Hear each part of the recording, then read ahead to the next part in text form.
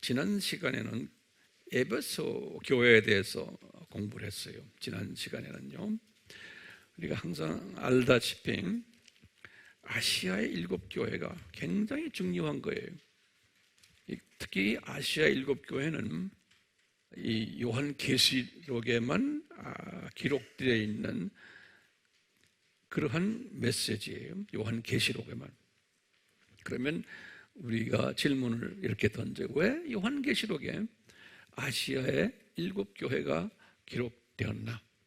라고 이제 질문을 던진다면 이 아시아의 7교회는 교회 시대, 2000년 교회 시대에 나타날 7 모형의 교회의 모습들을 예수님이 보여주시는 거예요. 그럼 교회라는 것은 교단이나 또는 한 교회나 또는 선교기관이나 또는 한 개인까지 다 포함되는 거예요. 그러니까 우리 인간들도 하나님의 자녀들도 이 7가지의 모습이 있다는 것을 보여주신다고 이렇게 생각하시면 돼요. 선교기관도 7가지 모습의 선교기관. 우리 교회도 그렇고 교단도 그렇고 이런 모습을 보여주신다라고. 어느 기간 동안? 교회 시대 2000년 동안. 근데 이것을 쫙 보여주시고는, 그리고는 이제 그렇다면 종말 때, 종말 이야기가 이제 계시록 4장부터 시작하거든요. 예수님의 재림 전에 일어날 일들이에요. 2장과 3장이 아시아의 7교회의 이야기를 하시고는, 그리고는 예수님의 재림 전에 일어날 일들을 쫙 보여주시는 거예요, 요한에게. 그렇기 때문에 아시아의 7교회가 2000년 동안의 교회의 이야기지만 특히 예수님 재림 전에 또 구체적으로 이 7가지 교회들이 어떻게 나타날 것인가, 어떤 모습으로. 그러니까 우리가 지금 이 예수님의 재림 전에 살고 있기 때문에 이 7가지의 모습을 재림 전에 살고 있는 크리스찬들의 그 차원으로 우리가 조명을 또 할 필요가 있는 거예요. 그런 과정 속에서 우리가 에베소 교회를 지난 시간에 봤어요. 이 아시아의 7교회를요, 신학자들이 해석을 2가지로 해석한다라는 말씀도 우리 공부했어요. 첫째는 뭐냐면, 첫 번째 해석은 세대주의적 해석이에요. 이 세대주의적 해석이라는 것은 이 아시아의 7교회를 7세대로 나누는 그러한 해석이에요. 많은 분들이 요새 이 해석을 하는 분들이 있어요. 우리나라에도 그렇고 외국에도요. 이 말은 우리 공부했지만 다시 잠깐 보면 7세대, 특히 에베소 교회, 순서대로 하면 에베소 교회는 어떤 세대의 교회의 모습인가? 소위 예수님 초림부터 100년까지 이것을 교부 시대라 그래요. 교부 시대.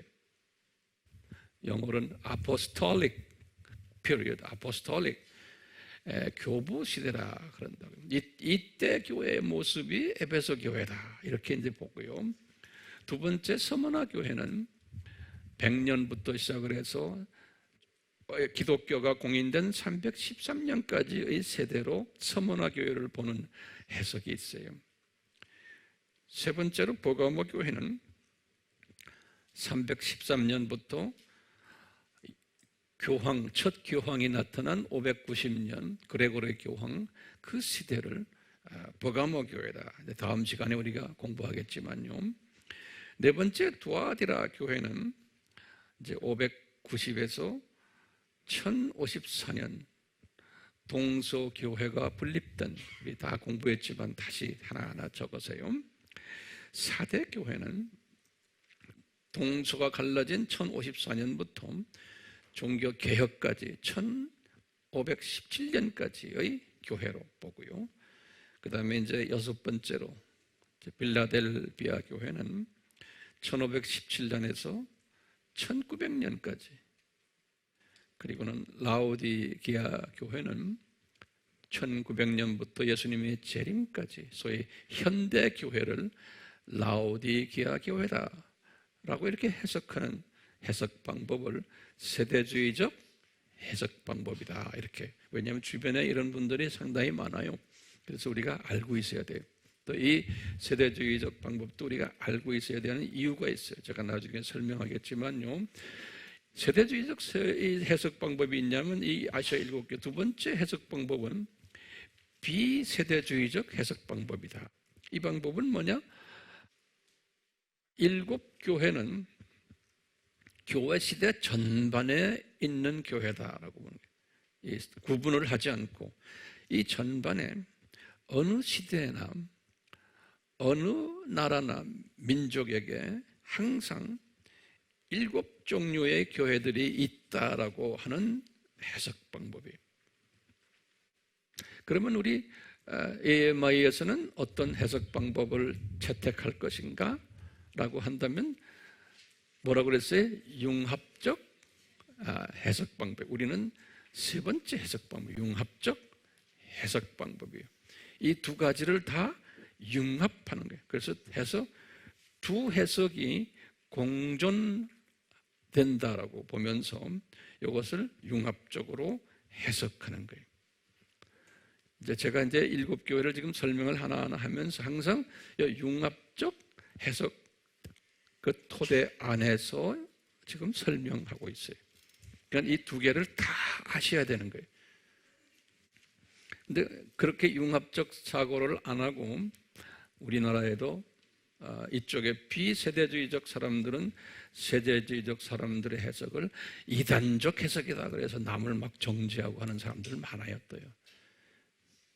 그리고 또 이쪽에서는 저쪽을 보고 또 이단적이다. 세상에 이렇게 하면 어떡합니까? 왜냐? 우리가 항상 역사적인 관점을 가지고 있어야 돼요. 이 세대주의적 해석을 하는 사람들 중에서 수없는 사람들, 신학자들, 목회자들 또는 평신도들, 하나님이 사랑하는 사람들이 엄청나게 많아요. 그 안에요. 또 이쪽 사이드도 마찬가지예요. 그러니까 사람이 이 전천후 시각을 가지질 않으면은, 나와 조금 시각이 다르면은 다 죽일 놈으로 보는 이 애꾸는 시각은 우리가 배제해야 돼요. 하나님의 얼마나 크신 분인데 하나님이 자기가 보는 시각 외에 딴 시각을, 애꾸가 다른 사람 생명을 보고 뭐라고 그러는 거나 마찬가지. 또 애꾸가 애꾸를 보고. 그래서 예수님께서 마태복음 7장 1절에 뭐라고 그랬어요? 이 들보와 뭐라고 했어요? 우리 한국말이 뭐지? 이 톱밥이에요. 톱밥. 톱밥 많은 그거와 들보가, 지 눈이 들보로 깔려 있는데 톱밥이 들어간 눈 보고 뭐라고 예수님께서 그러면서 이런 사람들은 예수님이 뭐라고 그러냐면 뭐라 그래요? 영어로는 히포크렛 그랬어요. 외식주의자들이다 그랬어요. 이런 사람들이 많이 나올 것을 예수님이 산상수훈에서도 가르쳐 주셨어요. 자, 그랬어요. 이런 측면에서 우리가 지난 시간에 에베소서를 공부했는데, 에베소서는요, 우리가 간단하게 제가 리뷰를 해야 돼요. 왜냐하면 이 리뷰가 돼야지만 그 다음에 이 서머나 교회가 해석이 돼요. 에베소 교회의 특징을 딱 보면요, 이 교회는 7교회 중에서 제일 으뜸 가는 교회였어요. 그래서 첫 번째로 나와요. 이 교회는 역사적으로도 위치적으로도 사역적으로도 신학적으로도 전통적으로도 으뜸 가는 교회라고 예수님께서 보여주셨고, 이 으뜸 가는 교회이기 때문에 이분들이 칭찬을 많이 받았어요. 어떤 부분에서 칭찬을 받았냐면요, 이 교회는 아주 정의로운 교회로,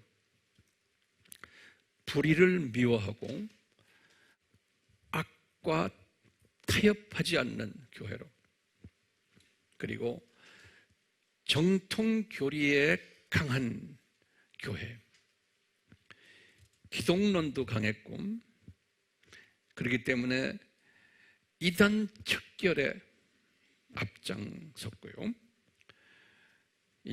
그 중에 대표적인 이단 학설이 니콜라 당 학설이, 그 당시에 이 니콜라 당의 학설은 뭐냐면 인본주의, 타협주의, 절충주의, 혼합주의, 다원주의, 이런 사상을 니콜라 당의 사상이라고 그러는데, 이것을 강하게 배격했던 그러한 교회예요.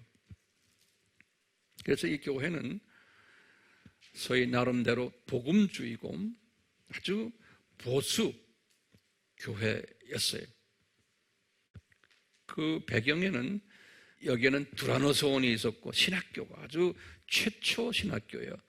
신학교가 있었고, 특히 바울이 밀레도 고별 설교 때 이런 것들이 나타날 것이 예언했기 때문에, 조심하라 했기 때문에 이분들이 아주 조심했던 그러한 교회였어요. 그런데 이 교회는 이렇게 칭찬을 받았는데 꾸중이 딱 하나가 있어요. 꾸중. 우리 공부한 대로요, 첫사랑을 저버렸다. 그래서 첫사랑을 저버렸다. 이렇게 칭찬을 받은 만한 훌륭한 교회였는데 첫사랑을 저버려버린 거예요. 다시 말하면 수직계명을 중하게 여기지 않고, 소중히 여기지 않고, 수직계명을 우선시하지 않은 거예요. 그러니까 이분들이 교리에는 강했는데, 또 수평계명은 어느 정도 했는데 수직계명에 약한 약점이 있었어요. 그걸 쫙 보면요, 바울이 그분의 모든 서신들과 바울의 사도행전의 내용을 보면요, 에베소서에 관한 이야기를 보면 바울이 이분들에게 참 놀랍게도 수직계명을 강조를 하질 않았어요. 그래서 바울이 이분들에게 이 수직계명을 아주 우선시하는 그러한 교육을 잘 하질 않았어요. 그렇기 때문에 이분들이 이렇게 돼버린 거예요. 수평계명은 좀 하려고 하는데, 그러니까 바울은 이분들에게 편지 내용을 보면 항상 수평계명에 강조했어요. 이거 잘해라, 잘해라. 그러니까 이분들이 왜 수직계명을 바울이 이분들에게 안 가르쳤나? 가르치긴 가르쳤어요. 그렇지만 강조하지 않았어요. 항상 수평계명을 더 강조를 했어요. 왜냐하면 제가 볼 때는 이 영적으로 이분들이 이것을 수직계명을 소화할 수 있는 수준이 아니었기 때문에. 예. 그러니까 이제 성령님께서 바울에게 먼저 수평계명을 먼저 잘 시켜라. 그러면 나중에 때가 되면은 수직계명으로 발전될 것이다 라고 아마 성령님께서 계획하셨으리라 저는 생각하고 있어요. 그렇기 때문에 이분들이 이 수평계명은 어느 정도 하려고 했는데도 그것도 잘 못했어요. 했지만 이 수평계명도 잘 하지 못하는 불충실하면 했기 때문에 수직계명은 말할 것도 없이 이분들은 별로 거기에 강조를 하지 않았던 거예요. 이 사도 바울의 편지들을 보면, 특히 에베소서를 쫙 보면요, 그런 부분이 나와요. 이 교회가 바울이 수평계명을 그렇게 강조했는데도 수직계명을 아예 거의 찾지도 않으시고 수평계명을 잘 못하는 이야기들이 쭉 나와요. 거기 이제 제가 적어보세요. 이제 제가 보세요. 이 교회가요, 그러다 보니까 보면은 에베소서 4장 11절에 지도자들이 서로 욕심이 많아가지고 서로 다투는 장면이 나와요. 그러지 말아라는 이야기가 나와요. 또 두 번째로는 기독론을 그렇게 가르쳤는데도 거기에 대한 자세한 순종하는 것이 많지가 않았어요. 그래서 에베소서 4장 17절에서 20절을 봐도 그런 이야기들이 나와요. 그래서 이분들은 옛 성품, 다시 말하면 성화가 되지 않은 거예요. 그 옛 성품 그대로 있는 사람들이 에베소서 4장 22절에 그래서 영적으로 잠자는 교회다 그랬어요. 에베소서 5장 14절에 성령 충만하지 않았던 교회 에베소서 5장 18절에 그래서 너희들 성령 충만해라, 성령 충만해라. 술 취하지 말고. 그리고는 영적 찬양이 없었던 교회 에베소서 5장 19절에 그 다음에는 보면은 가정 문제가 많았던 교회, 교인들 안에서의 가정 문제가. 그래서 부부간의 이야기, 자녀간의 이야기 쭉 이야기. 에베소서 5장 21절에서 6장 4절에 바울이 거론을 해요. 그 다음에 직장 생활에도 문제가 많았던 사람들이 에베소서 6장 5절에서 9절이에요. 그래서 이 문제를 해결하려면 하나님의 전신갑주를 입어라. 그런데 이분들이 이게 하나님의 전신갑주는 기독론이 중심이거든요. 에베소서 6장 11절에서 17절. 예. 이런 부분이 보면은 이 교회가 수평계명도 약해였구나. 그렇기 때문에 수평계명도 잘 못하는 분들이 수직계명 할 수가 없다고 보는 거예요. 그러니까 이 교회가 이런 장점들은 역사적으로 교리적으로 막 장점들이 있었지만 수직계명을 하지 못하니까 수평계명은 말할 것도 없고 이 교회를 회개하라 그런 거. 그리고는 아니면 촛대를 옮기겠다. 더 심하면은 구원이 무효되는 일도 있을 것이다 라고 경고를 받은 교회가 에베소 교회예요. 이 에베소 교회 같은 교회가 세계에 있어요, 없어요? 전 세계에 2000년 동안 쭉 있어 왔고, 그리고 어느 나라나 어느 민족이나 지금까지 쭉 있어 온 거예요. 있어야 되죠. 그러니까 이게 만약에 세대주의적 해석이라면 에베소 교회는 1세기에만 있었다고 보면 나머지 세대는 없었다고 보는 거 아니에요? 그러니까 그게 맞아요? 세대주의적 해석이 맞겠어요? 이것이 꼭 1세기 때만 있던 교회다라고 보면 아닌 거예요. 그러니까 우리는 1세기 때도 그런 사건이 있었기 때문에 성경에 기록해놨어요. 에베소 교회를 통해서. 그러니까 그것도 인정해주고 거울로 우리에게 보여줬으니까요. 그러면서 교회 전체적인 비세대주의적인 이것도 우리가 수용해야 되는 거예요. 그래서 무슨 방법을 우리가 수용해야 돼요? 융합적 방법을. 그러니까 이런 시각을 가지셔야 돼요. 그러니까 성서에 읽으시면서 그때도 그런 게 있었구나. 그러면서 교회사에서 항상 이런 교회가 있어 왔구나. 그 다음에 이 시각을 우리가 이 전천후 시각을 가진 사람은 오늘날 우리나라에도 이런 교회가 분명 있겠구나. 어느 교회다 하는 것은 여러분들 각자의 성령님의 가르침에 의하시길 바라고요. 우리는 선교하는 분들이기 때문에 우리가 어느 나라에 가나 이런 교회가 분명히 있겠구나. 이슬람 나라에서 섬기는 하나님의 백성들 중에서도 이런 스타일이 분명히 있겠구나. 러시아에도 분명히 있겠구나. 미국에도 분명히 있겠구나 하는 것을 그런 시각을 가지는 연습을 우리가 해야 되는 거예요. 예. 자, 그런 시각을 가지고 오늘은 두 번째 교회를 봐요. 서문화 교회. 이 서문화 교회는 요한에게 두 번째 교회로 보여주신 교회예요. 그러면 우리가 서머나라는 도시에 대해서 조금 공부할 필요가 있어요. 이 서머나라는 이 도시는 에베소 알지요? 어딘지요? 아시아에서 가장 해변가에 있는 항구 도시가 에베소. 그 에베소에서 약 한 킬로로 따지면 약 한 50km, 60km 북쪽으로 있는 항구 도시예요. 네, 항구 도시. 그 당시에도 지금도 항구 도시.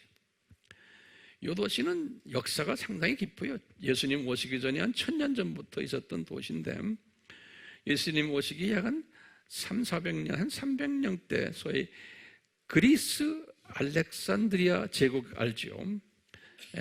알렉산드리아 대왕이죠.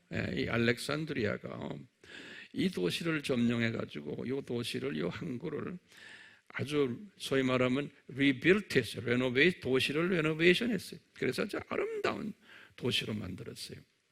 주전 한 300년 때. 그때부터 이 도시를 상당히 아름다운 도시로 그리스 제국 안에서는 알려진 도시고, 주전 27년에 가서 이제 로마 제국이 언제 시작했죠? 주전 63년에 시작했잖아요. 근데 이제 로마 제국이 27년에 이 도시를 자기네가 아주 소중한 도시로 만들었어요. 그래서 무역의 중심인 도시로 만들어가지고 에베소보다도 더 투자를 많이 한 도시가 이 서머나라는 도시예요. 그 당시에 문헌을 보면 인구가 약 한 30만 명 정도, 어떤 학자들은 한 10만 명으로 보는 학자들도 있고요. 최대로 한 30만 명으로 보고 있어요. 그래서 이제 이 도시가 터키 지방 그쪽에 나는 모든 농산물들 또 생산되는 것들을 이 로마 제국으로 이제 여기저기다 이제 수출하는 이제 이런 도시로 알려졌는데요. 오늘날은 이 도시가 상당히 큰 도시가 됐어요. 오늘날은 이즈미르라고 그래요. 이즈미르. IZMIR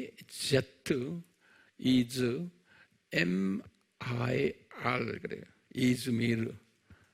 지금 이 도시가 인구가 지금 약 한 300만 명 정도고요.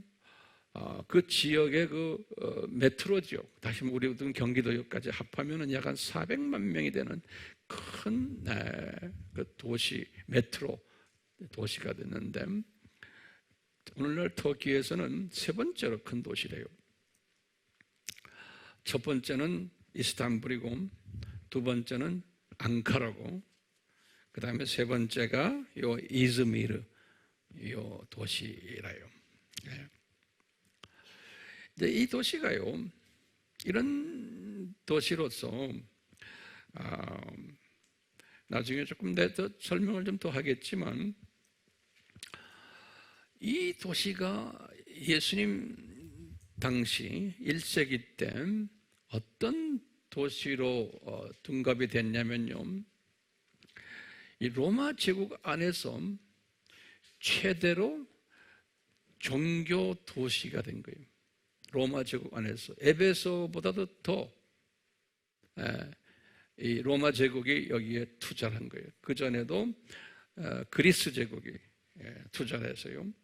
그래서 이 도시 안에 첫 번째로 어떤 종교 도시가 됐냐면 세 가지 측면이 있는데요.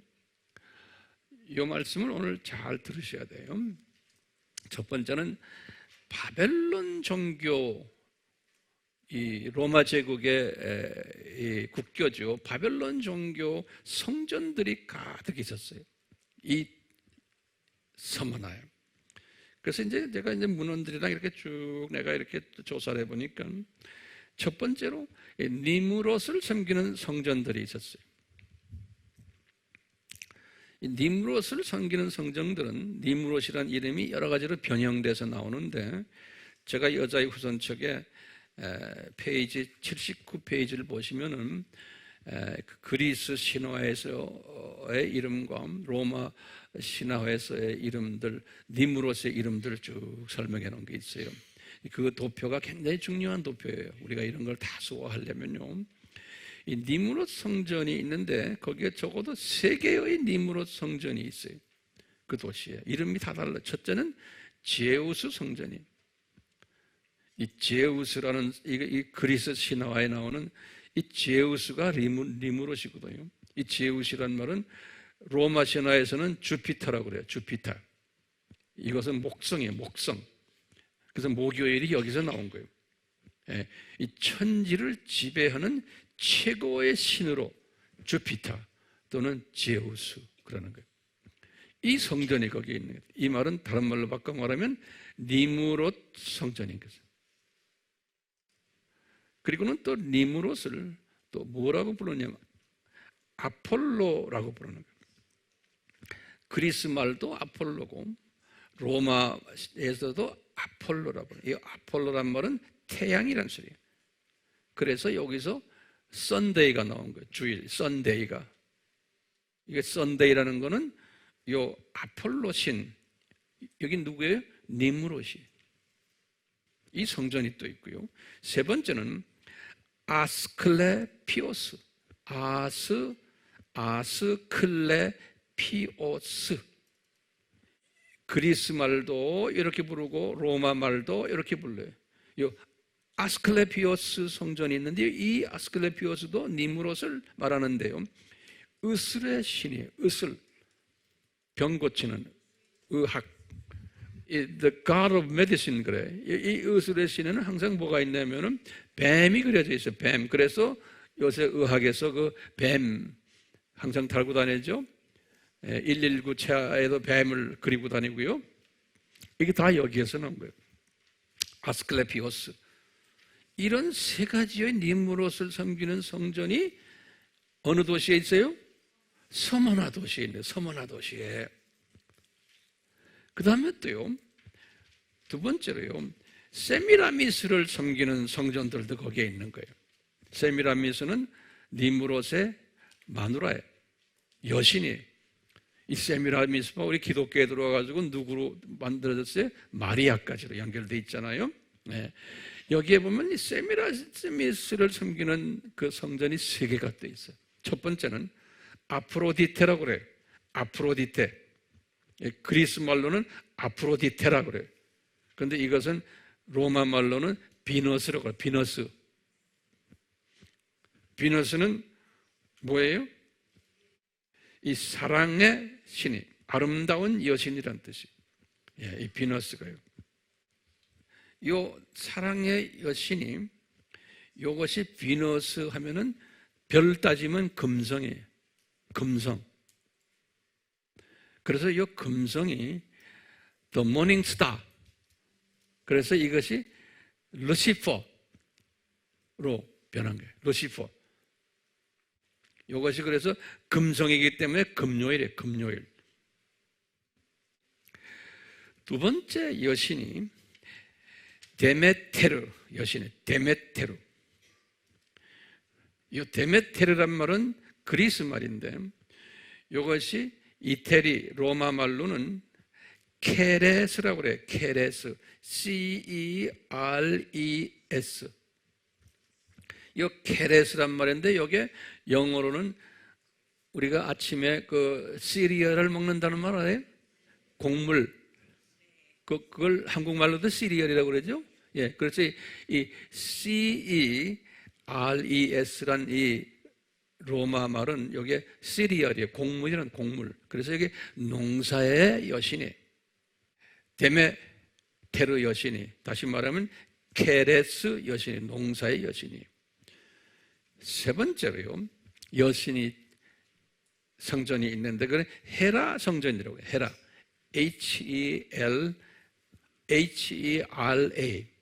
이 헤라 성전이라는 건 유명한 거. 이건 그리스 말로는 헤라 성전이라지만 로마 말로는 뭐라고 부르냐면 주노 성전, 주노, J-U-N-O, 주노. 이 고상한 여인이라는 뜻인데, 이 주노는 누구냐면요, 이 헤라는 제우스 신 있죠? 그분의 부인이에요. 그러니까 제우스의 부인이란 말은 다시 말하면 니무롯의 부인이라는 소리나 마찬가지죠? 그러니까 니무롯의 부인은 누구예요? 네, 세미라미스예요. 그러니까 이 모든 이렇게 이쪽 동네가 복잡해요. 이름들이. 그래서 제가 이렇게 자세히 하나하나 지금 정리해 드리는 거예요. 그러니까 문제는 뭐예요? 크게 보면은 니무롯 성전과 누구의 성전이 있다는 거예요? 세미라미스의 성전이 깔려 있는 도시가 이 도시인 거예요. 여러분들이 이제 관광을 가더라도 그런 성전들 이렇게 그 정경전의 그 흔적들을 보면서 이게 뭐다 그럴 때 이게 정리하는 거예요. 세미라미스와 니무롯 성전이구나. 이게 어느 나라의 종교예요? 바벨론 종교예요. 예. 그러니까 이 도시가요, 바벨론 종교로 가득 찬 성전들이 있었다는 거예요. 예. 이 도시가 첫째요. 두 번째 또 무슨 성전이 있었냐면요, 이 도시가요, 로마 황제를 숭배하는 황제 숭배 성전들이 이 도시에 있었던 거예요. 특히 주후 26년에 티베리우스 황제 성전을 거기에 건축해. 티베리우스 황제를 신으로 생각하는 거예요. 이 로마 제국은요. 특히 이 티베리우스 전에 일대가 뭐냐면 어거스토스, 다시 말하면 시자 어거스토스. 이때부터 이분을 신으로 생각하는, 황제를 섬기는. 그래가지고 이 티베리우스 성전을 지어놓군요. 이 도시에 어떤 법령을 만들었냐면 모든 백성은 1년에 몇 번씩 여기에 와가지고 황제에게, 우리가 김부자에게 가서 인사하고 오는 것처럼 제사를 드리고 와야지만, 그런 사람들에게 소위 출석부에다 도장 찍는 거나 마찬가지예요. 그런 사람들 증이 있어요. 도장 찍어요. 이거 했다 안 했다. 그러니까 이 증이 없으면은 아무것도 못하는 거예요. 그리고 심하게 이것을 하지 않으면은 화형시키거나 또는 야생동물의 밥으로 콜리세움에 집어넣어가지고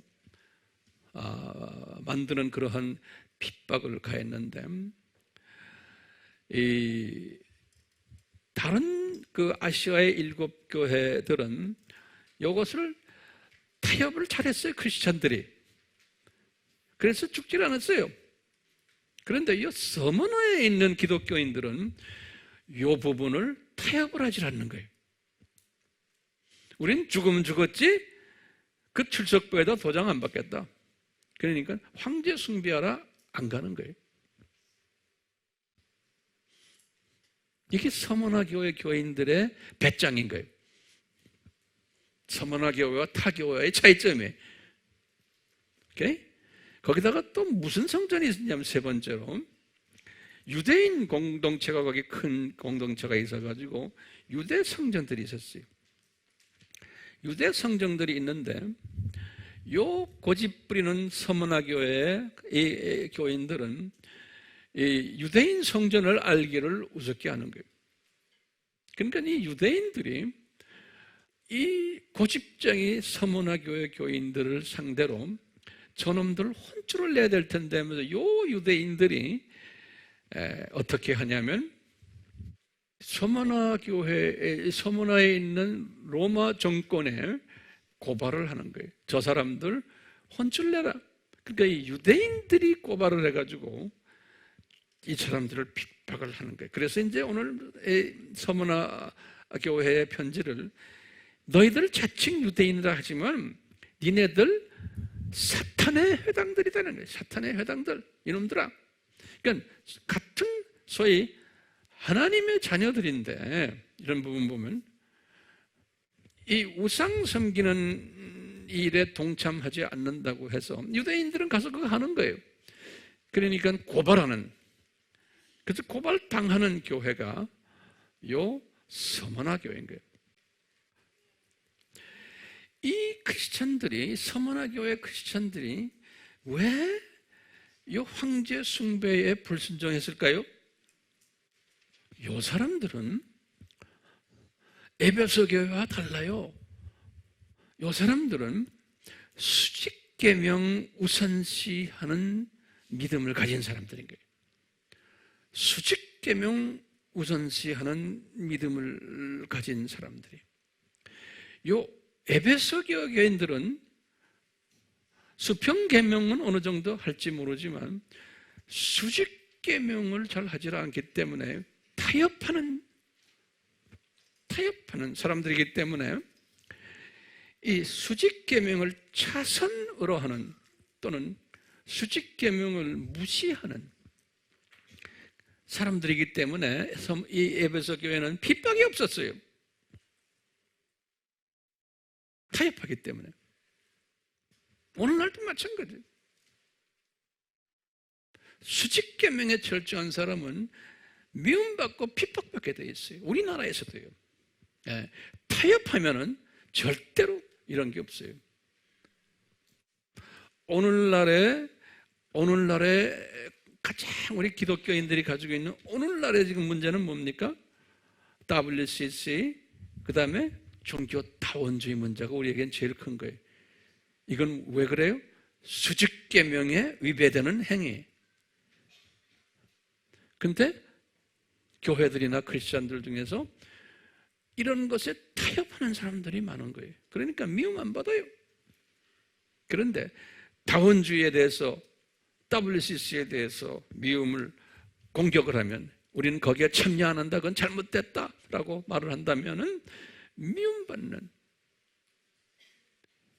거나 똑같아.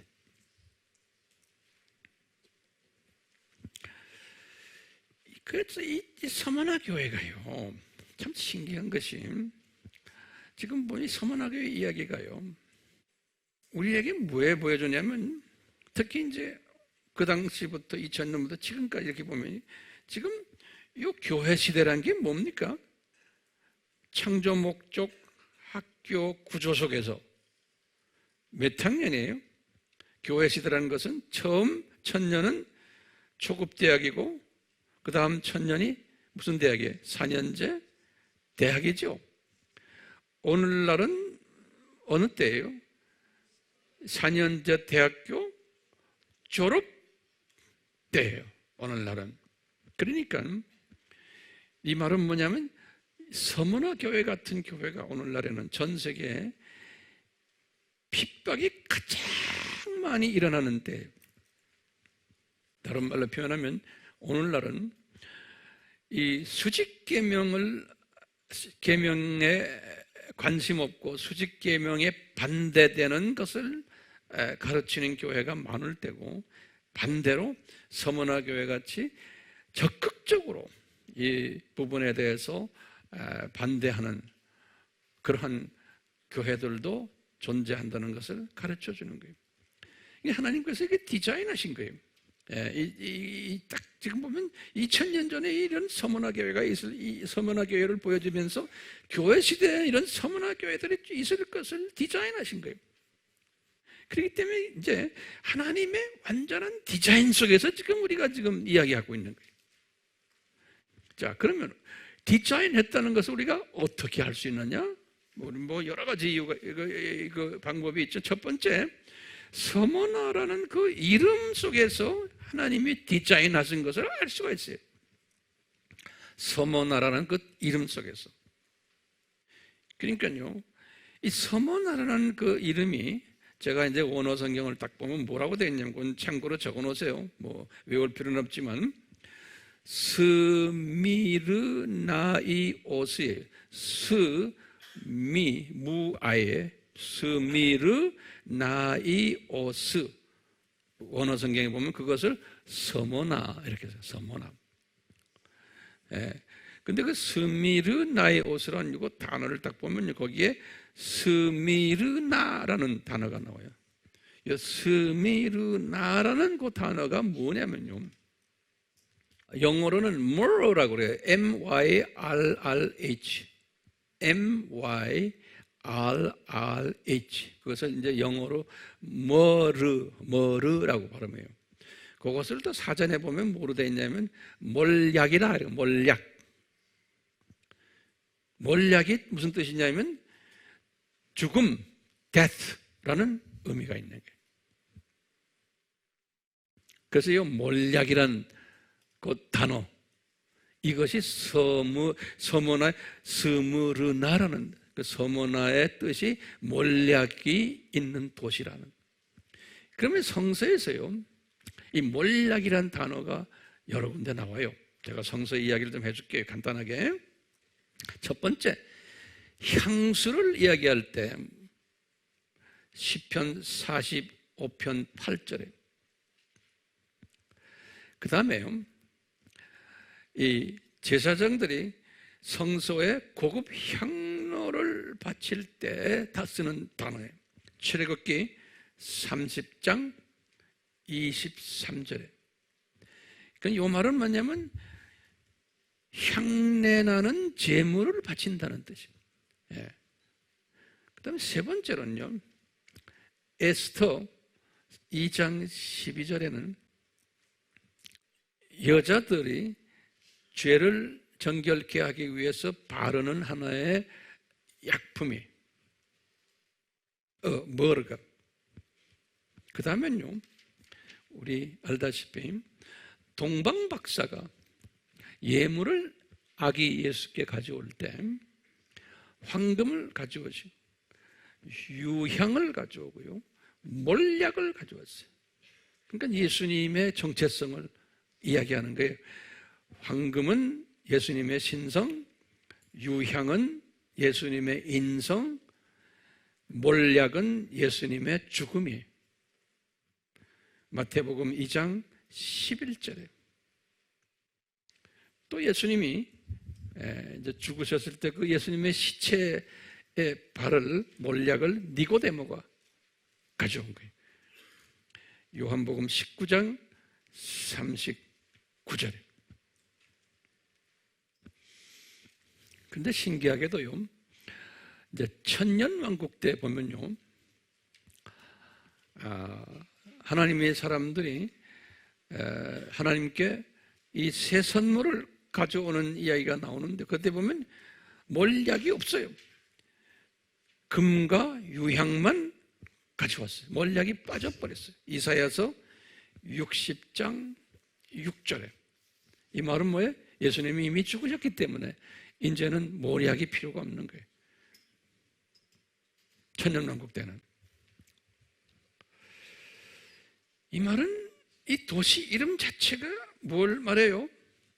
아하, 요 도시의 하나님의 백성들은 수직 계명이 강하고 그것 때문에 어려움을 당하고 죽음을 당할 도시라는 것을 이름 속에 이미 담겨놓은 게.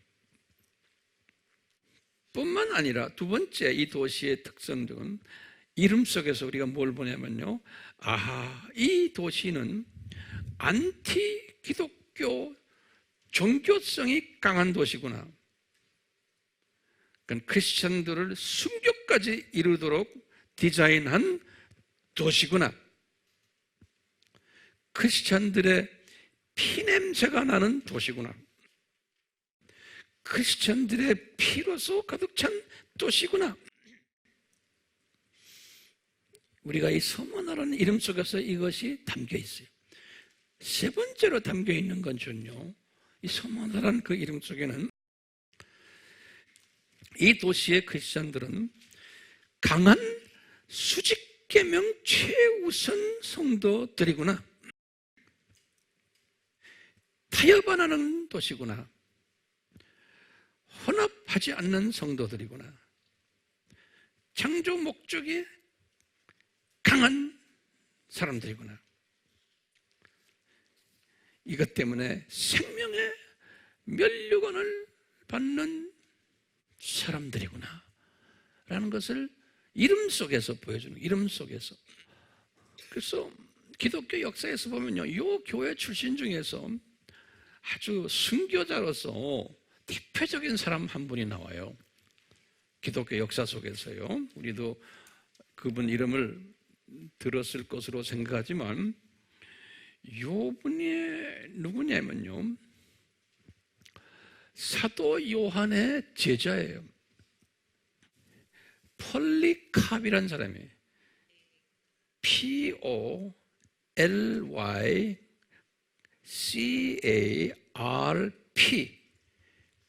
폴리 P-O-L-Y 그 다음에 뭐예요? C-A-R-P 폴리캅. 그래, 한번 발음해 보세요. 폴리캅. 아주 유명한 사람이에요. 여기 누구의 제자예요? 사도 요한의 직계 제자예요. 요한의. 요 사도 요한의 직계 제자가 세 사람이 있어요. 거기다 좀 적어보세요. 첫째, 지금 폴리캅이에요. 이 폴리캅이라는 사람은 사도 요한이 임명을 해. 즉, 이 사람이 서머나 출신이에요. 이 서머나 출신인데, 이 사람을 기가 막히게 훈련시켜가지고 요한은 그 당시에 그분은 에베소 교회에 주로 있었잖아요, 요한이. 근데 이 폴리캅, 서머나에 있는 폴리캅을 자기 수제자로 만들어가지고 이 폴리캅을 서머나 교회의 담임 목사님으로 했어요. 그래서 서머나 교회의 비숍이다 그래요. 또는 감독이다. 그래서 이 서머나 교회의 감독이 폴리캅이에요. 그리고 이 폴리캅이 또 제자를 한 사람 만들었어요. 그것이 그 유명한 이레니우스라고 그래. 이레니우스. 폴리캅은 언제 태어났냐면 이제 추측이에요. 한 주후 52년에서 이분이 굉장히 오래 살았어요. 155년까지 살았어요. 약 100살 넘었게. 근데 이 사람의 제자가 누구라고 그랬어요? 이레니우스라는 사람. 이 사람도 유명한 사람이에요. 130년에서 202년까지 살았던 사람이에요. 그러니까 이 이레니우스가, 이 사람은 학자예요. 그래서 책을 한 5권 썼어요. 그래서 이 사람이 쓴 책 속에서 폴리캅에 관한 이야기가 나와요. 그걸 좀 이따 내가 간단하게 설명해 드리려고 그래요. 자, 요한의 제자가 내가 몇 사람이라고 그랬어요? 3사람이에요. 그 중에 대표적인 게 누구예요? 폴리캅이에요. 어느 교회? 서머나 교회.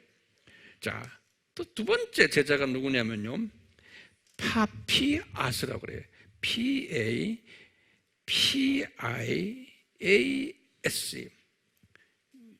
파피아스. 이 사람은 주후 70년에서 163년까지. 그러니까 주후 70년이니까 요한이 살았어요, 안 살았어요? 그 주후 70년은 이게 예루살렘 성전이 무너질 때. 아까 우리 봤지만 폴리캅은 태어나기를 52년에 태어났으니까 바울이 뭐 할 때?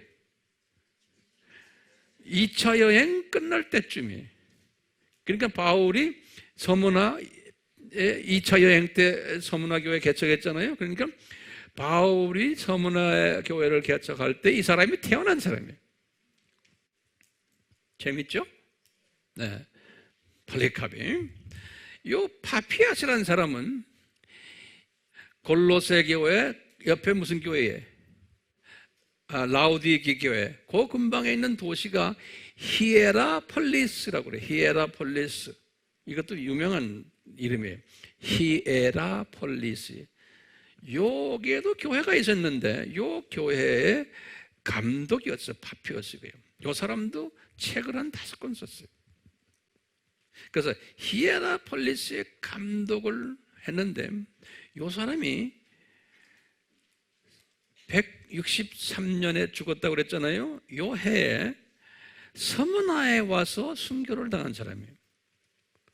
이 서머나라는 도시가 이 순교를 당하는 곳이에요. 요 파피아스도. 세 번째 요한의 제자가 있는데 다 유명한 사람들이에요. 이제 기독교 역사에서요. 이그나티우스라는 사람이에요. 이그나티우스라는 사람. 이 사람은 50년에서 117년까지 산 사람이에요. 이 사람은 안디옥 교회의 담임 목사였던 사람. 그러니까 안디옥 교회의 세 번째 담임 목사라고 기록이 되어 있어요. 이게 누가 다 기록했냐면 이레니우스가 다 이렇게 써놨어요. 안디옥 교회의 세 번째 목사님 교부예요. 근데 이 사람은 예수님의 정체성과 수직 계명 때문에 로마로 끌려가 가지고 로마에서 순교당한 분이에요. 그러니까 이 요한의 이 세 제자들이 다 순교당했어요. 그럼 우리가 이 폴리카비 어떤 사람인가요? 서머나 교회, 지금 우리가 지금 서머나 교회 공부하고 있죠. 서머나 교회 교부인데요, 이분이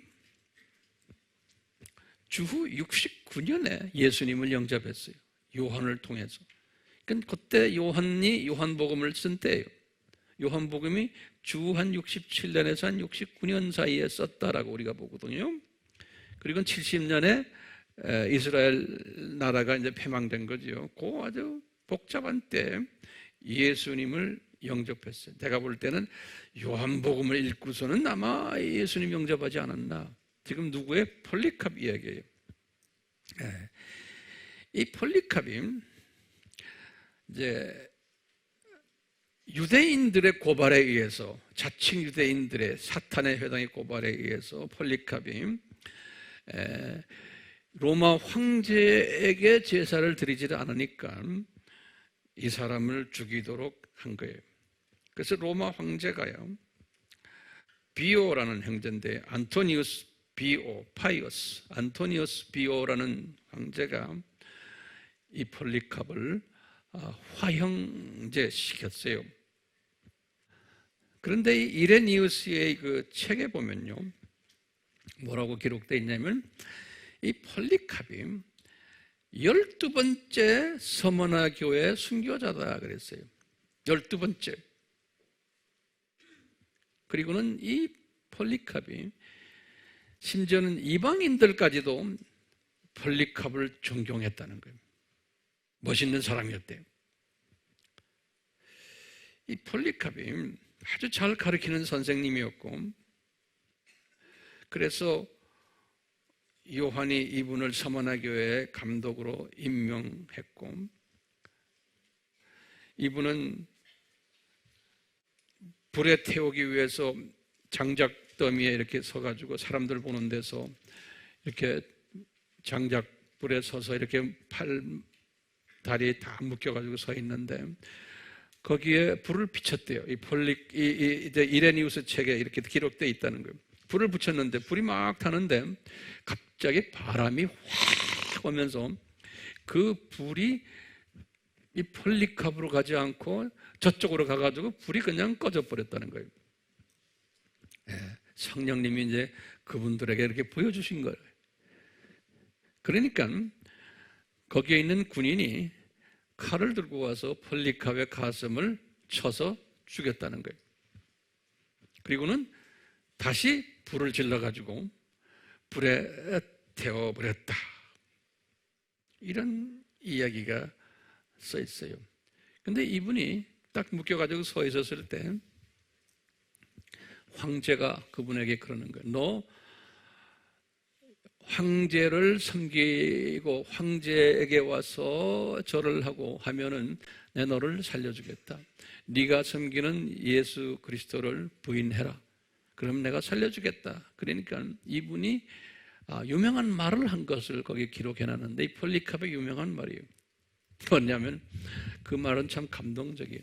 그러는 게, 황제요, 제가 86년을 예수 그리스도를 나의 주님으로 섬겨가 왔는데 내가 지금 와서 그 나의 주님을 내가 배반할 수 없다. 그런 말이에요. 86년을 섬겨왔다니까요. 그렇게 보니까 이분이 언제 기독교인이 됐냐가 딱 나와요. 왜냐하면 이분이 언제 죽으셨어요? 155년이에요. 155에 86을 빼면 돼요. 이 역사책들은 우리에게 많은 정보들을 제공해 주고 있어요. 오늘 서머나 교회에 예수님께서 요한을 통해서 말씀하시는 걸 보면요, 이런 말씀이 나와요. 말씀의 시작에서 그러는 거예요. 서머나 교회야, 내가 너의 행위를 안다는 거예요. 안다는 단어가 있어요. 그리고 너의 환난도 내가 안다는 거예요.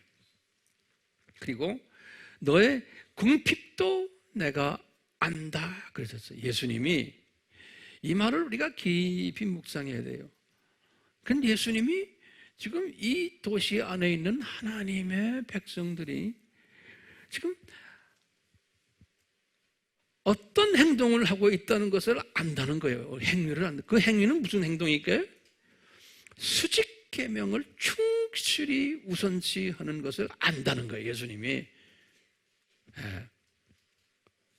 그 다음엔요, 또 뭘 아느냐면 그것 때문에 환난을 받고 있다는 것도 내가 안다는 거예요.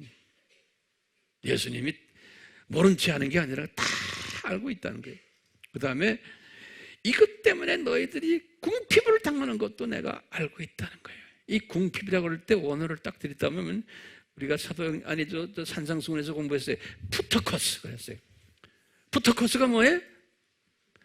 다른 궁핍이 뭐 있어요 또? 페네스 기억나시죠? 페네스라고 안 쓰고 푸터커스라고 딱 써있어요. 내가 들여다보니까요. 그러니까요, 완전히 그냥 땡전 한 푼 없이 사는 사람들이에요. 이 궁핍을 너희들이 당하고 있다는 걸 내가 안다는 거예요. 어떤 환난이에요? 이분들은 수직계명 때문에 황제에게 예배를 안 드리기 때문에 인종차별을 받고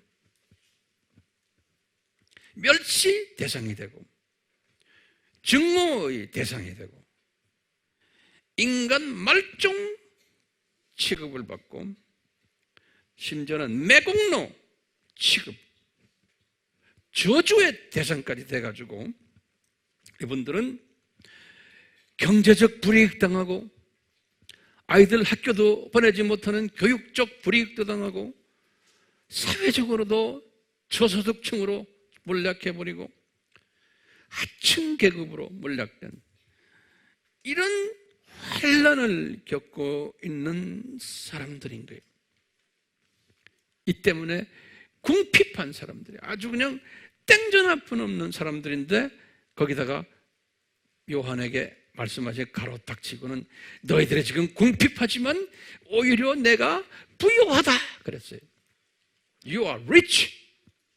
왜? 하늘나라에서 상급이 있고 높은 계급에 있는 그룹들이라는 거예요. 이분들은 세 종류의 순교를 지금 당하고 있어요. 육체적 순교, 물리적 순교, 영적 순교까지 지금 당하고 있는 거예요. 이런 사람들에게 예수님이 나는 네가 이렇게 당하고 있는 것을 안다라는 말은요, 엄청난 격려와 소망이 들어있는 말이에요. 내가 안다. 그러니까 여기에는 의도적인 하나님의 디자인이 그 속에 숨겨져 있는 거예요. It is my design이야. 내가 안다. 너희들 그렇게 당하고 있는 걸. 오늘날 우리가 종교다원주의 때문에 주변의 사람들에게 미움받고 그거 안 된다 소리 지르면 너 이렇게 사람이 너무 극보수구나. 친구들도 없고 외롭죠? 동창회 가보세요. 옛 친구들 보세요. 외로워요, 안 외로워요? 외롭죠? 예수님이 안단다? 이게 안단다. 대화할 상대가 없는 걸 안단다?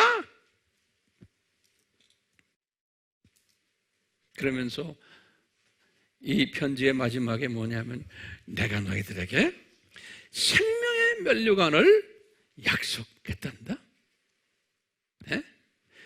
7 교회 중에서 생명의 면류관을 약속한 교회는 이 교회밖에 없어요. 빌라델비아 교회는 그냥 면류관이라고 했어요. 네. 빌라델비아 교회나 서머나 교회는 꾸중이 없지만 이 서머나 교회는 빌라델비아 교회보다 우선시되는 교회예요. 그러니까 엄밀한 의미에서 보면 빌라델비아 교회는 서머나 교회 때문에 먹고 사는 교회예요. 예. 서머나 교회가 아니면 빌라델비아에도 존재할 수가 없어요. 예. 예수님이 잘 견뎌라, 안 잔다. 예?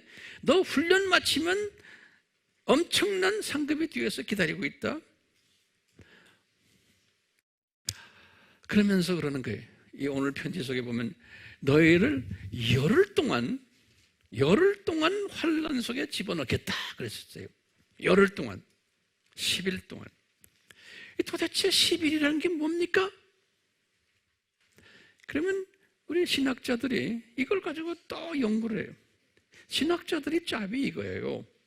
네. 자, 첫 번째 해석이 두 가지 해석이 있어요.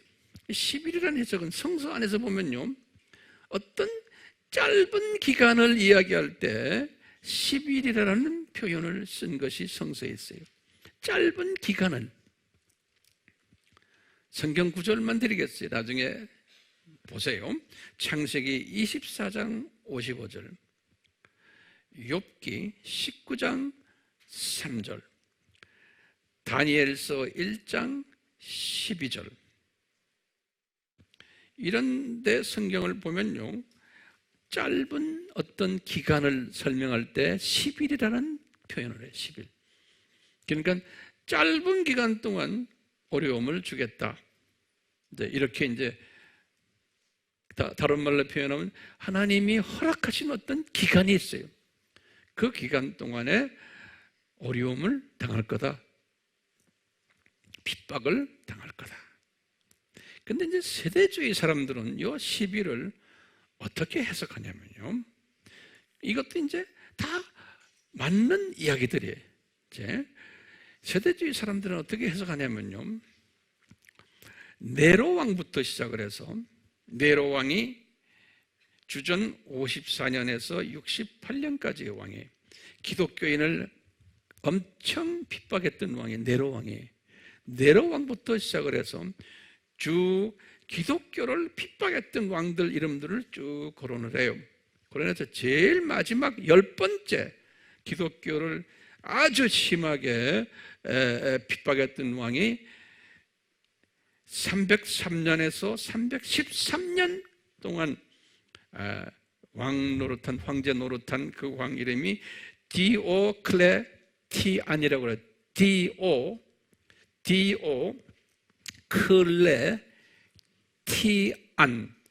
디오클레티안 됐어요? 디오클레티안. 이 왕이 엄청나게 기독교인들을 핍박했어요. 303년에서부터 313년. 요 때문에 313년에 어느 왕이 나타나요? 콘스탄틴 왕이 나타나서 이제 기독교를 해방시키는. 다시 말하면요, 요 네로부터 시작해서 디오클레티안까지 10명의 악한 왕들이 있어요. 그 왕들이 기간이 약 한 250년 돼요. 요때 약 한 500만 명의 기독교인들을 핍박했어요. 로마 제국 안에서요. 그래서 이제 세대주의에서는 어떻게 해석하냐면 10일이라는 그 해석을 요 10명의 왕들, 250년 동안의 악한 왕들을 이야기하는 거다. 그 기간 동안에 받은 것들을 이야기한다라고 보는 거예요. 이것도 문자적으로 보면 맞는 이야기고, 이런 패턴이 교회 시대에 계속 있어 왔다는 거예요. 있을 것을 예언한 거 아닙니까? 그러니까 융합적 접근 방법이 더 마음에 들어야 안 들어요? 네. 자, 우리는 지금 예수님의 재림이 가까운 종말 때 우리는 지금 살고 있어요. 그렇기 때문에 우리 주변에 어느 교회인지는 모르지만 이 서머나 교회가 분명히 있죠? 서머나 교회가. 우리 교회는 서머나 교회는 아닌 것 같아요. 왜? 핍박이 없어요. 핍박이 있어야 조그마한 핍박이죠. 뭐 생명을 위협하는 그런 핍박은 우리에게 없죠. 그런데요, 오늘날 우리가 살고 있는 이 세대에 이런 서머나 교회 스타일의 핍박이 있는 곳이 있겠어요? 없겠어요? 있죠. 거기다 좀 적어보세요. 기독교 데이터에 의하면 2018년 오픈도어 선교회라고 이런 핍박 관계되는 전문 선교기관이 있어요. 여기에 발표에 의하면 가장 핍박이 심한 나라들 10개 나라의 명단이 나와요. 오늘날 순서대로 적어보세요. 자, 첫 번째 나라가요, 노스 코리아예요. 우리 형제들이에요. 저 사람들이 전 세계에 이런 짓을 해요. 노스 코리아에 첫 번째, 항상 노스 코리아. 이 노스 코리아, 북한은 지금 어느 황제를 지금 그놈들이 지금 모시고 계세요? 김씨 부자예요. 김씨, 김정일 그 아버지 김일성을 섬기는 황제 예배를 드리는 나라가 저 나라예요. 그러니까 이게 신기하지 않아요? 그 안에 서머나 교회가 있겠어요? 없겠어요? 있는 거예요. 그렇기 때문에 우리가 지금 이 서머나 교회 교인들을 섬기고 있잖아요. 몰래요. 우리가 지금 실제로 하고 있어요. 네. 이게 얼마나 복된 우리입니까? 예? 전 세계 최고로 악한 황제 숨기는 나라 안에서 가장 핍박을 받는 하나님의 백성들이 숨겨져 있는 그 나라, 그 백성들을 우리가 한쪽 코너에서 관심을 두고 섬긴다는 것, 이거는 엄청난 복이에요.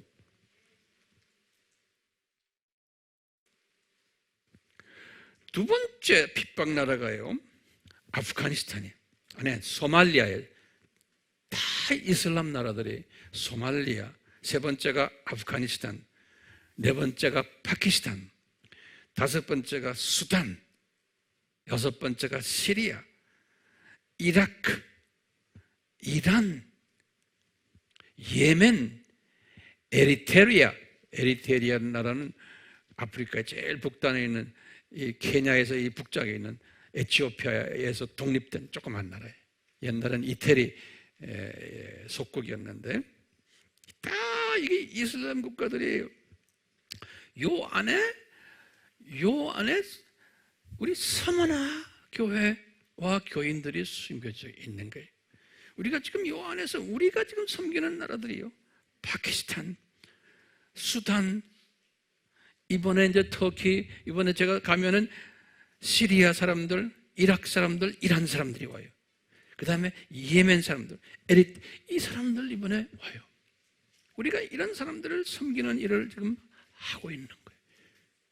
이 건물에서도 이 출신 사람들이 졸업해가지고 지금 열심히 지금 주님을 섬기고 있어요. 이건 주님이 주신 특별한 은혜인 것이요. 그렇죠?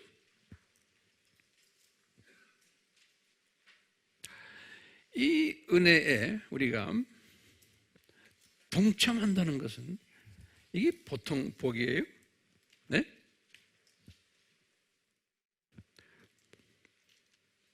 조금만 더 말씀드릴게요. 이 지금 중요한 이야기예요. 지금부터요. 우리 질문이 왜 이런 7교회 중에서 서머나 교회 같은 이런 교회를 디자인하셨나요?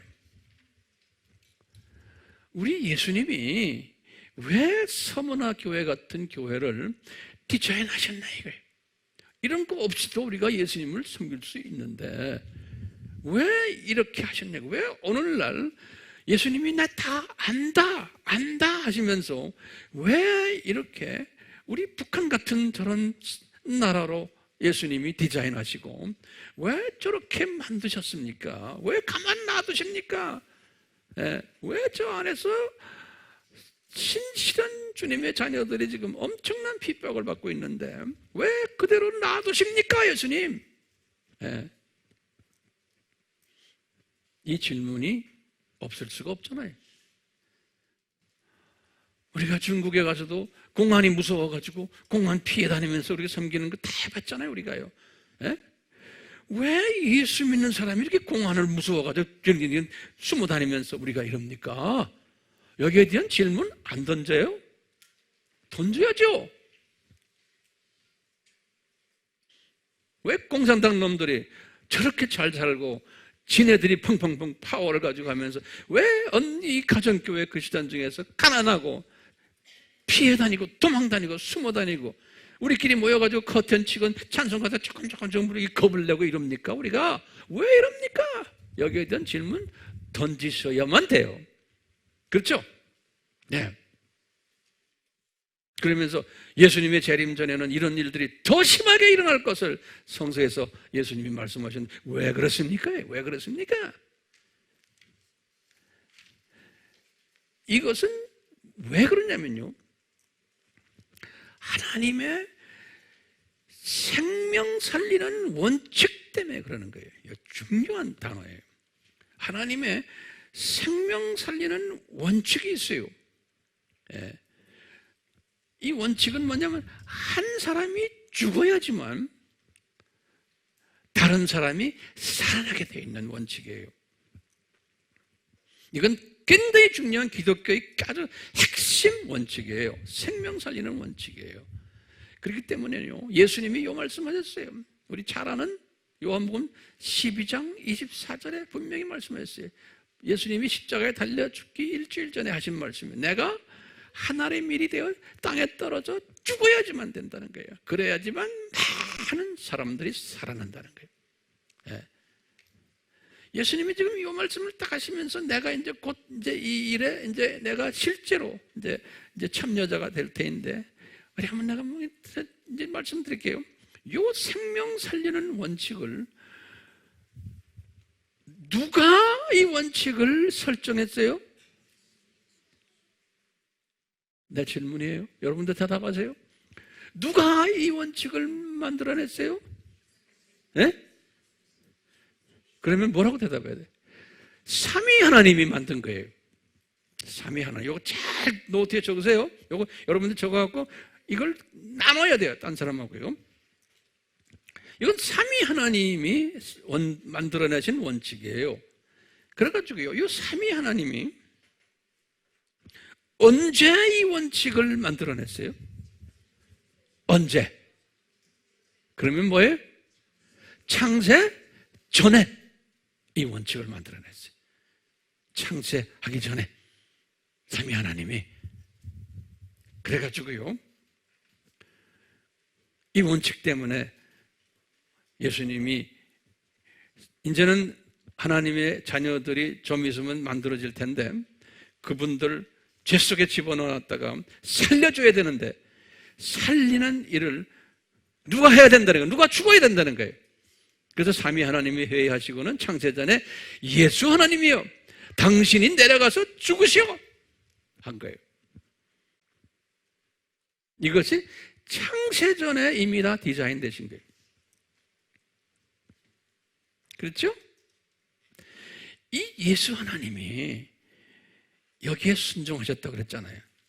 그래가지고 이분이 죽으시기 위해서 눈높이 교육을 시키기 위해서 역사 속으로 떨어지신 거예요.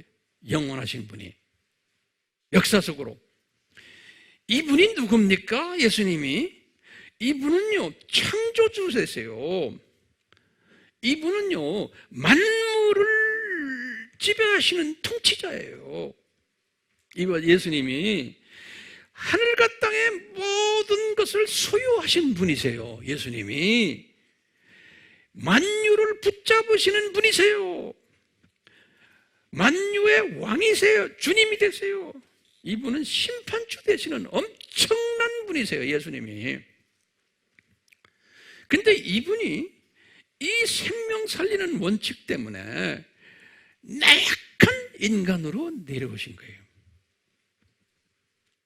그래가지고 이 생명 살리는 일을 이분이 하시기 위해서 인간으로 내려오시기 1000년 전에 다윗에게 환상으로 딱 보여주시는 거예요. 다윗에게. 그러면서 다윗아, 내가 1000년 후에 이 세상에 내려올 텐데 내려와서 내가 어떤 일을 할 것을 너에게 보여줄게. 그래가지고 다윗이 그것을 본 것을 쫙 쓴 것이 시편 22편 1절이 뭐냐? 이 예수님이 사람이 돼가지고 뭐라고 외치냐면 십자가에 매달려가지고요, 나의 하나님 나의 하나님 그러면서 아버지 아버지 어쩌여 아버지께서는 나를 버리셨나이까, 이 고백을 하는 장면을 쫙 다윗에게 보여주는 거예요. 다윗이 그것을 보고는 이게 뭔가. 근데 1000년이 딱 지나간 후에 실제로 예수님이 십자가에 딱 달리시고는 마태복음 27장 46절에 요 고백을 그대로 하시는 거예요. 9시에 오후 3시에 예수께서 큰 음성으로 소리 지르는 거예요. 엘리 엘리 라마 사막다니, 이는 나의 하나님 어찌하여 나를 버리셨나이까.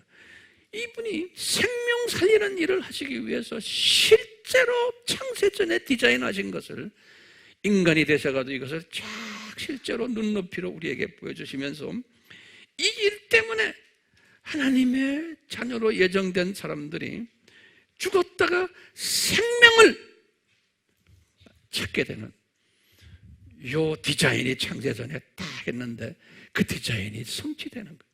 그러니까 하나님의 생명 살리는 원칙은 누가 죽어야 돼요. 네. 아시아의 7교회 중에서 한 교회는 죽어야 되는 거예요.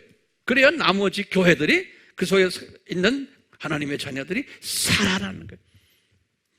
우리가 NK가 저기 지금 북한에 있는 하나님의 교회들이 죽어야 되는 거예요. 그래야지만 그분들 때문에 남쪽에 있는 하나님의 사람들이, 남쪽에 있는 하나님의 교회들이 살아가는 거예요. 그분들 때문에 우리가 많은 열매를 맺는 선교일을 지금 하고 있는 거예요. 그러니까 이런 복된 사람들을 돕는 우리가 얼마나 복된 사람인지, 여기에 복에 참여하는 사람들이, 우리가 북한 선교를 하는 것은 이건 장난이 아니에요. 괜히 프로그램 속에서 하는 게 아니에요. 이건 생명을 살리는 일이에요. 또 우리가 복받는 일, 우리가 지금 중국의 지하교회 사람들을 돕는 것, 이게 엄청난 일이에요. 우리가 지금 중국에 지금 유명한 큰 교회 난로국인 이런 사람들 돕는 게 아니잖아요. 중국의 지하교회에 숨어서 섬기는 이 사람들을 돕는 일, 이게 보통 일이 아닌 거예요.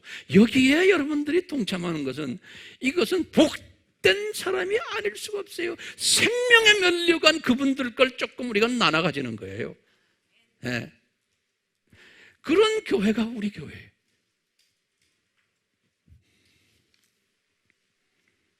우리가 자연을 봐도요, 꼭 암수가 있어가지고 꼭 한쪽이 죽게 돼 있어요. 그래야지만 생명, 정자와 난자 중에서 이 난자 속에 정자가 들어가가지고 정자가 죽어버려야지만 생명이 나오는 거예요. 이것은 식물에도 있고 생명의 모든 생명체에서는 이 원칙이 그대로 다 적용이 돼요. 이 원칙이, 이 생명 살리는, 누가 희생을 해야 돼요. 근데 그 희생도요, 내 스스로가 하는 게 아니에요. 성령님이 나에게 하도록 주님께서 은혜를 베푸셔야 돼요. 네. 이건 하나님의 예정적 측면에서요, 내 실력으로 되는 게 아니에요. 네. 이 서문화 교회의 교인들이 된 것도 이것은 내 실력이 아닌 거예요.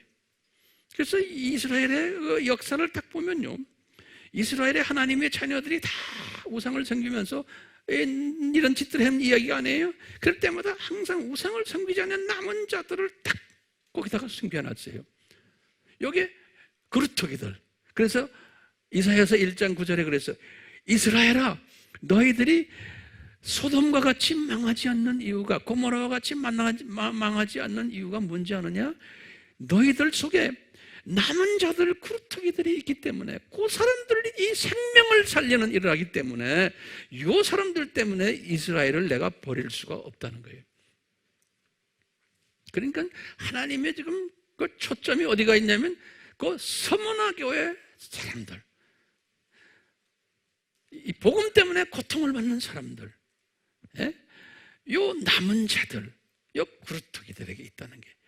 그러니까 우리도요, 요 구루터기가 아니지만 요 구루터기를 돕는 구루터기로 우리가 소행받아야 되잖아요. 우리는 서문화 교회가 될 수가 없는 거예요.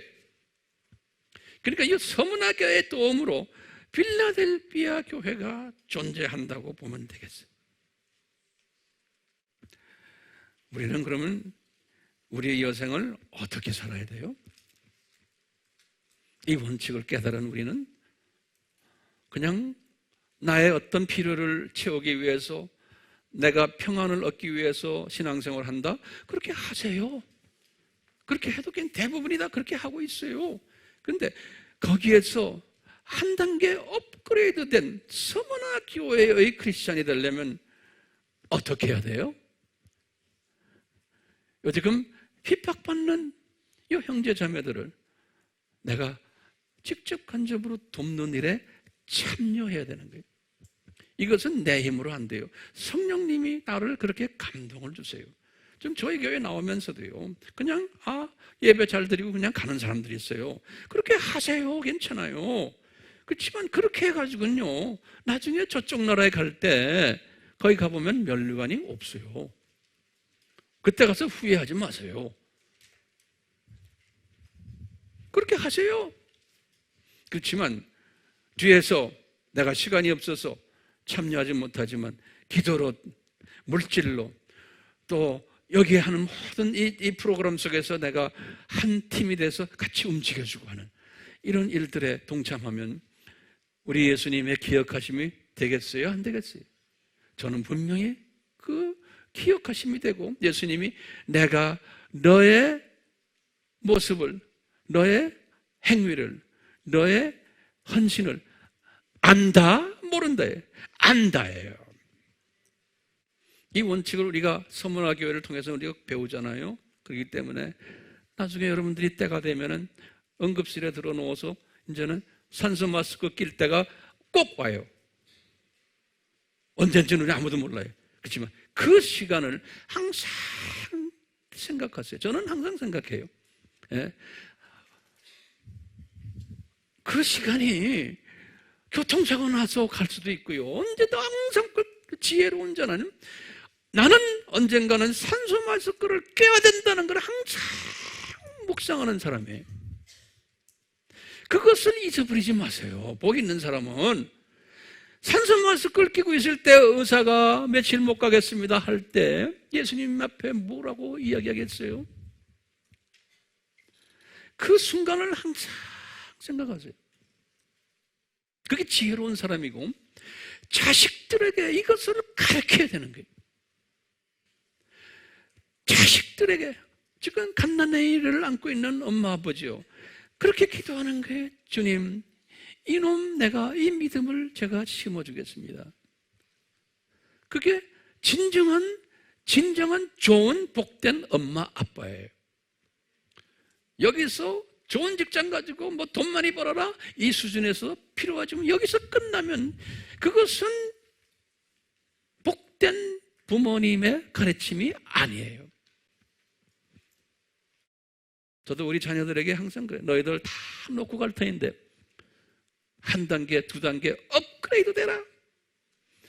업그레이드 되라 하면 말로 해가 됩니까? 저는 자녀들에게 내 몸으로 보여주는 거예요. 보여주는 교육이 진짜 교육 아닙니까?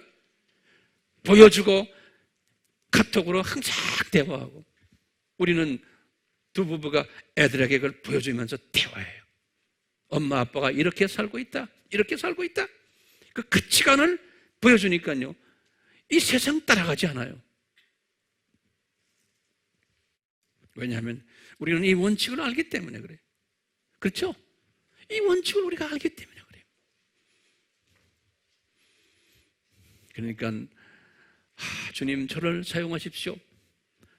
저를 사용하십시오. 내가 남아있는 나의 인생의 이 시간을 주님 저를 사용하십시오. 이 복음을, 주님의 이 재림을, 이 아시아 7교회에서 나타난 이 모든 신비한 것을 내가 나누겠습니다. 가르치겠습니다. 내 몸으로 거기에 참여하겠습니다라는 헌신이 필요한 사람이 복된 사람인 거예요. 예배 끝난 다음에 오늘 예배 설교 어떻게 했어요? 아시아 7개 서머나 교회에 대해서 이야기한 것 같아. 이러고 가버린다면 이 문디 같은 백성에, 난 그런 소리 듣기 싫은 거예요. 내가 그런 소리 듣기 위해서 지금 이렇게 내가 설교합니까? 아니에요. 설교 듣기 위해서 왔습니까? 아니에요. 행동으로 보여주세요. 네. 아멘? 네, 같이 기도합시다. 예수님, 아시아의 7교회를 우리에게 조명해 주시면서 에베소 교회와 이 서머나 교회의 다른 점들을 조명해 주고 계십니다. 예수님, 특히 에베소 교회의 모습을 보아왔고 오늘은 이 서머나 교회의 모습을 우리에게 보여주고 계십니다. 지금 오늘 우리 상황 속에서 우리는 서머나 교회가 될 수 없지만 이 서머나 교회에 속해 있는 주님의 귀한 백성들, 생명의 면류관을 받는 백성들을 가까이서 섬길 수 있도록 해주셨사오니 우리가 게을르지 말고 이분들을 섬길 수 있는, 섬기는 그러한 믿음의 복된 형제 자매들로 삼아 주시옵소서. 열심히 하겠습니다. 성령님, 저희들 가이드해 주시옵소서. 성령님, 이끌어 주시옵소서. 우리가 믿음의 우선순위를 설정하게 해주시고 쓸데없는 것에 시간과 나의 정력과 나의 자원을 낭비하지 않게 해주시고 주님이 가장 원하시는 것에 내가 우선적으로 나의 자원과 시간과 나의 재능을 바치는 그러한 복된 자들 되도록 은혜 베풀어 주시옵소서. 예수님의 이름으로 기도드리옵나이다. 아멘.